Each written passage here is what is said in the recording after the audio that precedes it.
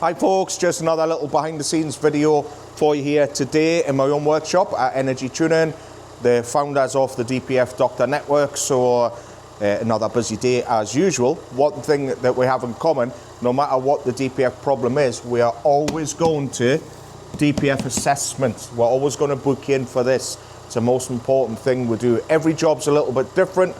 We get people calling up just looking for a DPF clean. It's important that we're doing the right thing and not wasting your hard-earned money. So a little walk through the workshop today.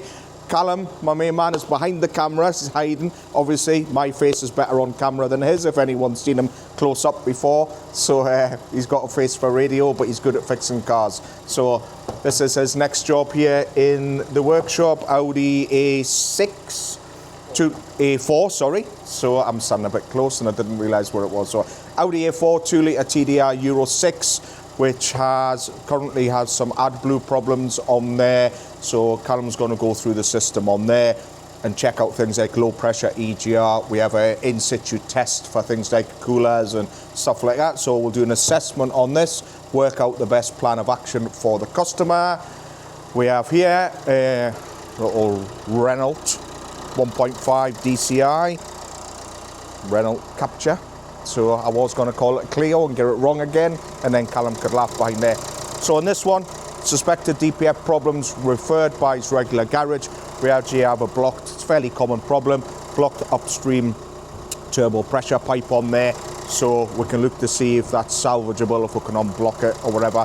But we've got the answers on this, the reasons why it's having problems. DPF is actually okay in this car. It's not blocked, so another reason why don't dive in, just clean the DPF. This is going to be the theme here as we go through the next jobs. So DPF not blocked on the Renault, doesn't need cleaned. Okay, Ford Puma here, 2021 model. This again is here from a regular trade customer. They suspected that the DPF was damaged in this. It's fairly common, to be honest, on this age and this engine of vehicle. But what we've done is we've been out on extended road test, monitored the vehicle. When the vehicle is cold, everything looks absolutely fine on there.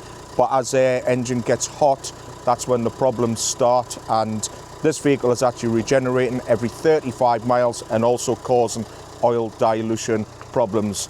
We have a customer just walking in the background, so we'll tell them we'll just be with you in 2 minutes. So, you know, we're in the real world here. We've got cars queued up and vans and stuff. Ford Transit, this one again is in for a DPF assessment.